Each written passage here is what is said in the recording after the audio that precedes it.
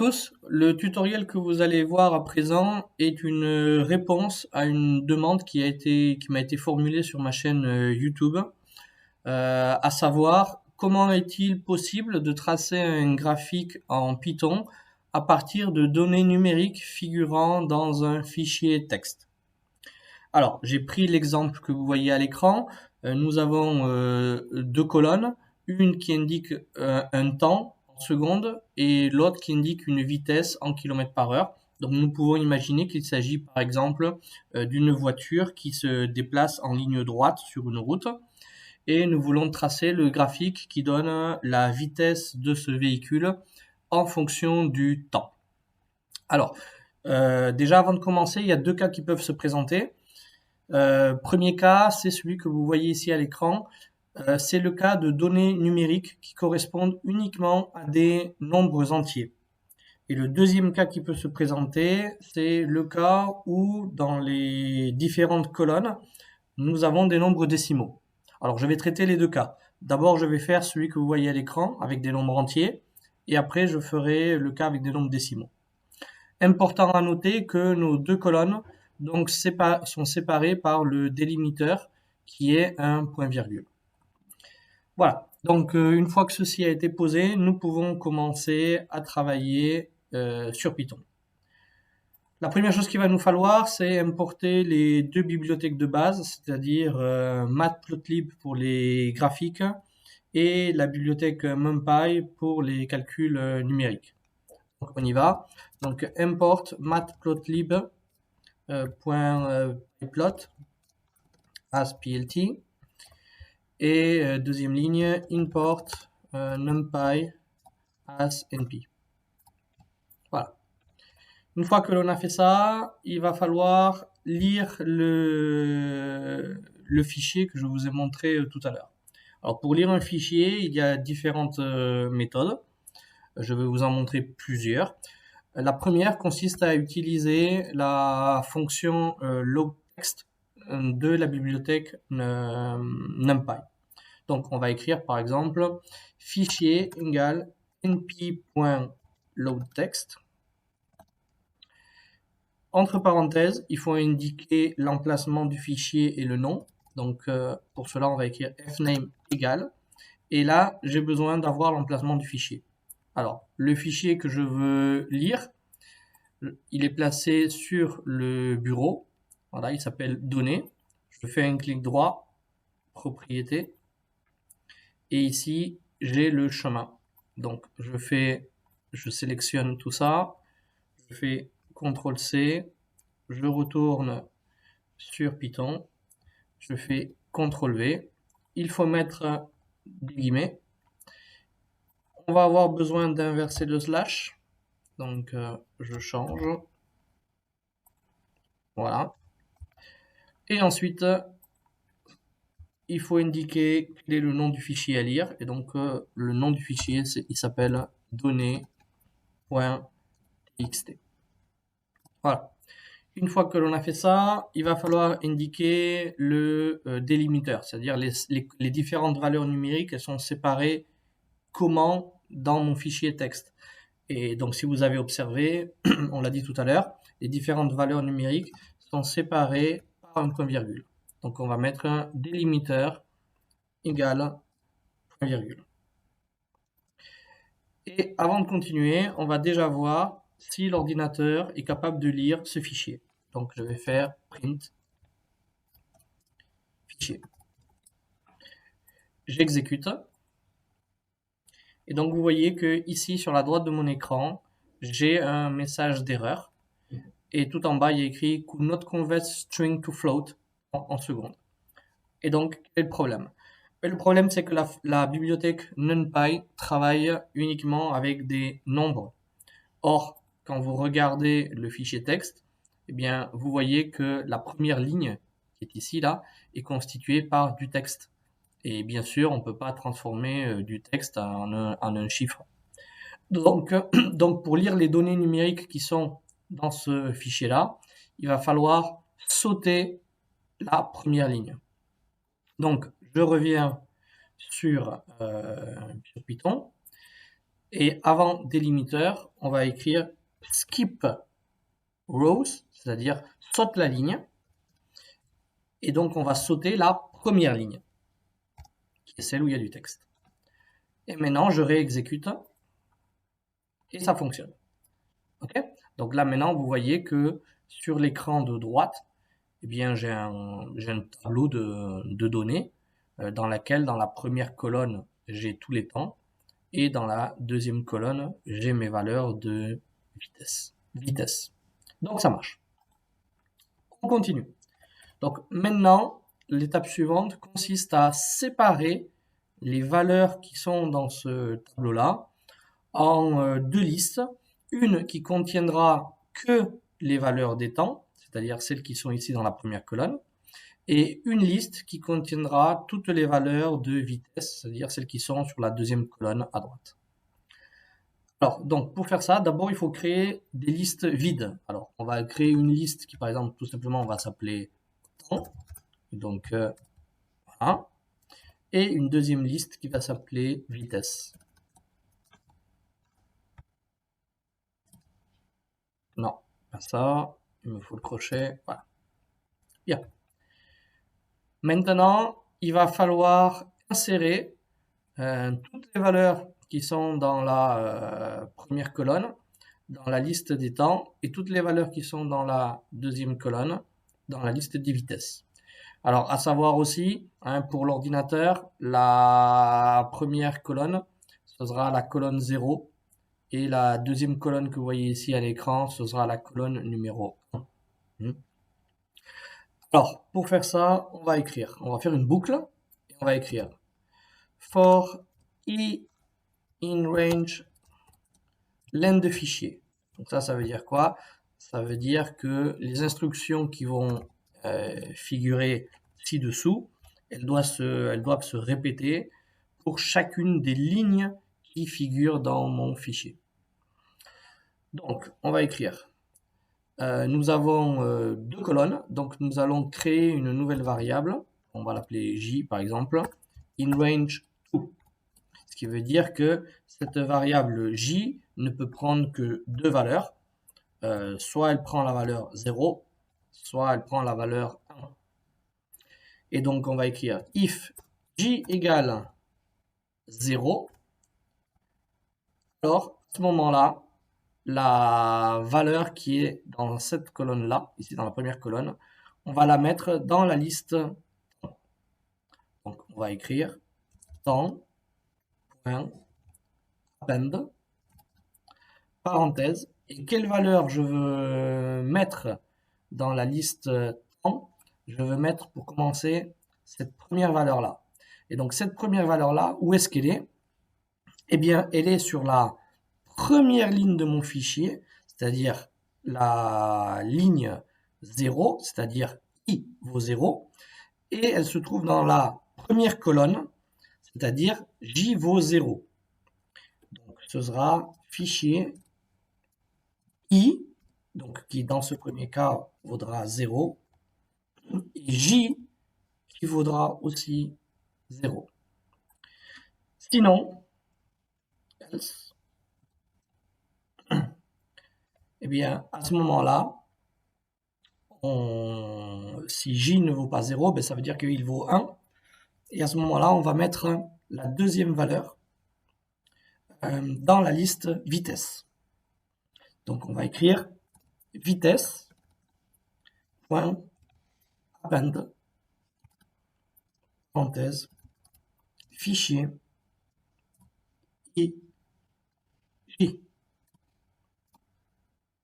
Voilà. Alors, on va vérifier que ça fonctionne. Donc, on va écrire ici print et print vitesse. On va voir. Donc, j'exécute. Donc, ça fonctionne bien. Donc, ici, j'ai mon tableau de valeurs qui vient donc de mon fichier qui s'appelle données. Et en dessous, j'ai deux listes. La première liste qui correspond bien aux valeurs des temps et la deuxième liste qui correspond bien à la valeur des vitesses. Eh bien, une fois que l'on a fait ça, on a fait le plus, dur, hein. Maintenant, il reste plus qu'à tracer le graphique. Alors, donc on va écrire plt.plot. Je veux le temps en abscisse, donc temps, virgule, vitesse en ordonnée. J'exécute. Et voilà mon graphique. Donc ça fonctionne. Alors maintenant, on va améliorer un peu ce graphique. Et donc je vais donner des informations complémentaires pour ceux qui ne savent pas très bien manipuler les, axes et les titres. Alors première chose, c'est on peut essayer de mieux graduer l'axe des abscisses et des ordonnées. Par exemple, on peut graduer l'axe des abscisses de 5 en 5 et on peut graduer l'axe des ordonnées de 10 en 10. Et bien sûr, on peut mettre des titres et des légendes sur chacun des axes. Donc, on commence. On va écrire plt.xtix, donc entre parenthèses, inp.arrange. Et donc, je veux que mon axe des abscisses il soit gradué de 0 jusqu'à 50, de 5 en 5. Voilà. Ensuite, la même chose pour mon axe des ordonnées. Je veux que mon axe des ordonnées soit gradué. Alors, arrange. On va écrire qu'il doit aller de 0 jusqu'à 100 et il doit être gradué de 10 en 10. Donc, on va mettre ici 10. Ensuite, les légendes pour les axes, on va écrire plt.xlabel. Sur l'axe des abscisses, nous avons le temps. Le temps est exprimé en secondes. Sur l'axe des ordonnées, nous avons la vitesse. Donc, vitesse en km par heure. Et finalement, on peut mettre un titre, plt.title, graphique, donnant la vitesse du véhicule en fonction du temps.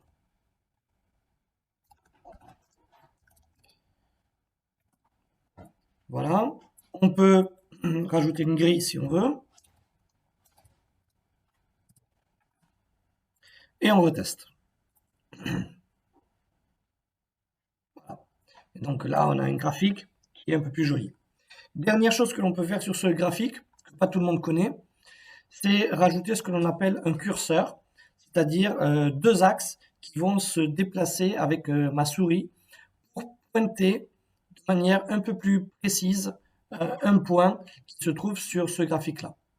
Alors pour faire ça, on va utiliser le widget qui s'appelle curseur, qui figure dans la bibliothèque aussi matplotlib. Donc on va écrire from matplotlib.widgets. Je vais avoir besoin d'importer le curseur. Voilà. Et donc ma dernière ligne tout en bas du programme, on va écrire la chose suivante. On va écrire curseur en minuscule. Curseur égale l'objet curseur, parenthèse, alors plt.cga,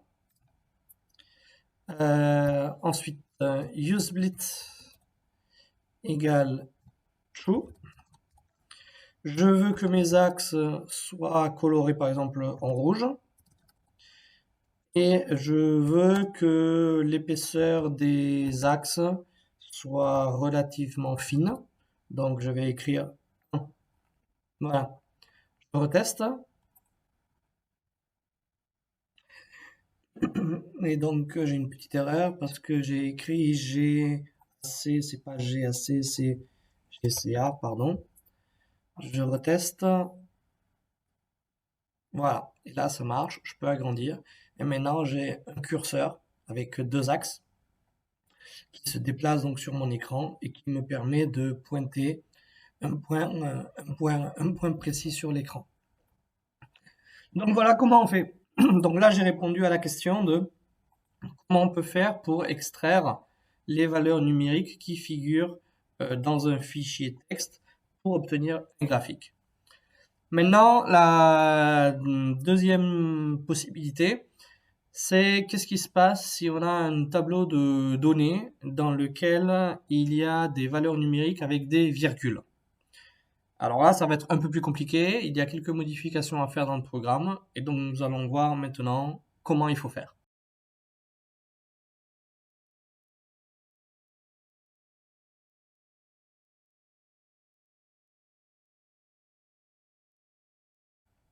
Donc supposons maintenant que dans notre fichier, nous ayons des valeurs décimales.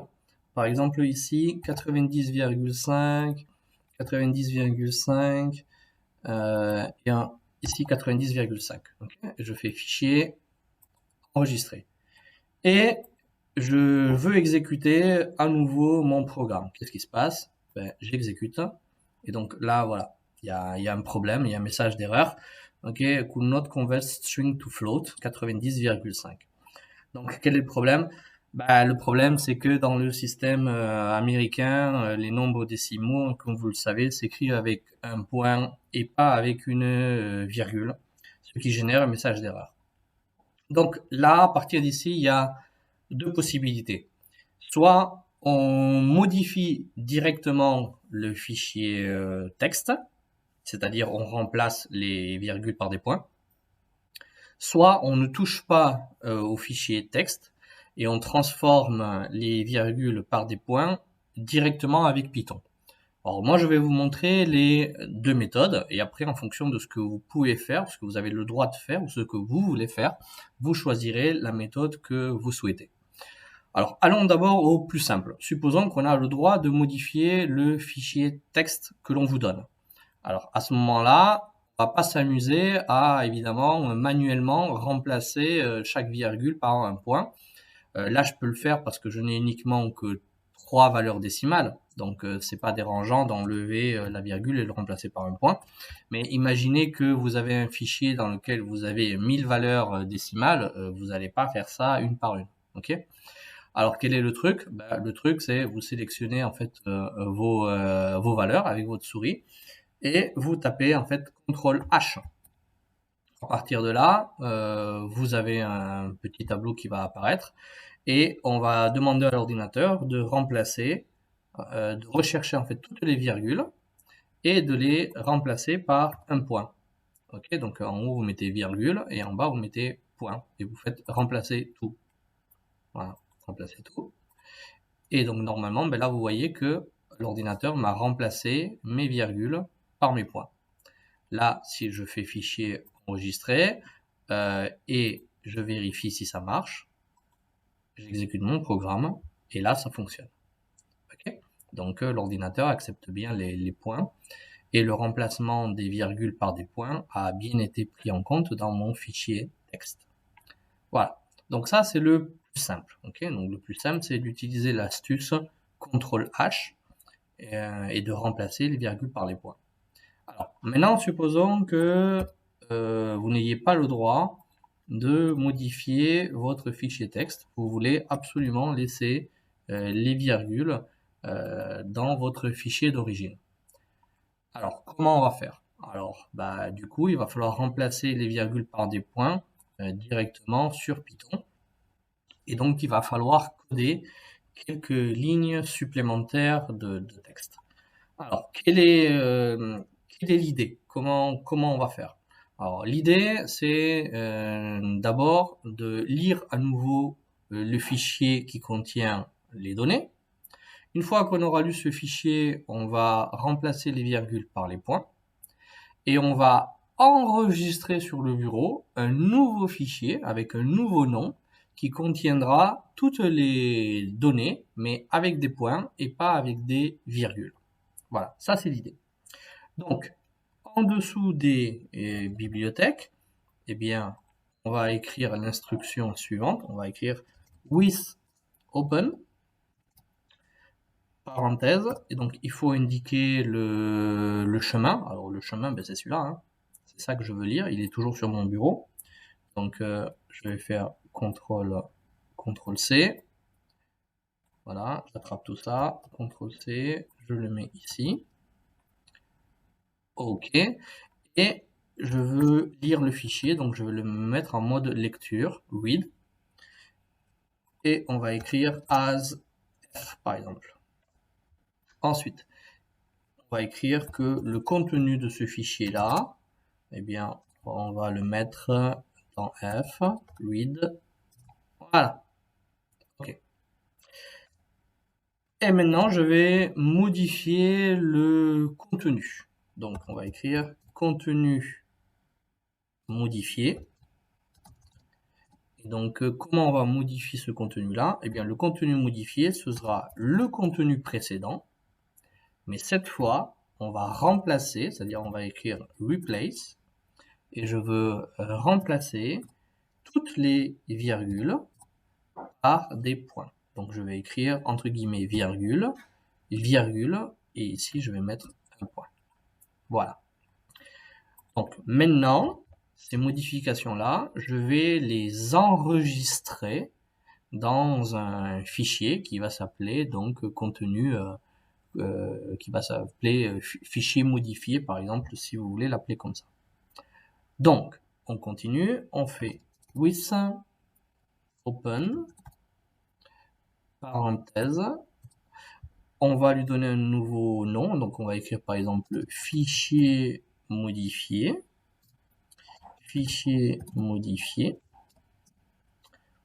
.text, .txt. Il doit être évidemment en mode écriture puisque nous allons enregistrer as f de point et doit contenir ce fichier. Ben, ce fichier, il doit contenir toutes les données qui sont dans mon contenu modifié. Voilà. OK? Et ensuite, le reste du programme ne change pas, à l'exception d'ici, puisque là maintenant, le fichier que l'on va lire, ce ne sera plus le fichier qui s'appelle données, mais ce sera le fichier qui s'appelle fichier modifié. Donc ici, on va mettre fichier modifié. Voilà. Et là, je pense que je vais lui indiquer quand même le chemin pour éviter des problèmes. On va mettre le... D'ailleurs, là, je vais ne pas savoir qu'il y a une erreur. Voilà, là, c'est mieux. Et donc, ce fichier modifié, pour pas avoir à le chercher, d'ailleurs, pourquoi j'ai écrit texte ici, c'est txt, on va le mettre dans C. Voilà, pour pas qu'il y ait de problème, on va mettre l'emplacement exact pour que j'ai pas à chercher le fichier après. Voilà. Et donc là, je crois que je suis bon. Donc on va vérifier. Donc notre sujet d'origine contient bien des valeurs décimales avec des virgules. J'exécute mon programme. Voilà, je n'ai pas de message d'erreur et ça fonctionne. Voilà, donc là j'ai mis bien mes valeurs avec mes virgules. Je vais vérifier si sur mon bureau j'ai bien un fichier supplémentaire qui s'appelle fichier modifié. On va voir ça. Et donc oui, vous voyez, il est ici.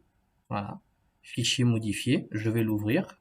Et dans ce fichier-là, eh bien, j'ai mes valeurs avec mes virgules qui ont été remplacées par des points, alors que dans le fichier d'origine, j'ai toujours mes valeurs décimales avec des virgules. Voilà, donc ce tutoriel est fini. J'espère qu'il vous aura apporté l'aide nécessaire pour la construction de vos graphiques à partir de données d'un fichier texte. Et je vous dis à bientôt sur ma chaîne YouTube et n'oubliez pas de vous abonner ou de laisser un petit pouce bleu si vous avez trouvé cette vidéo utile. À bientôt.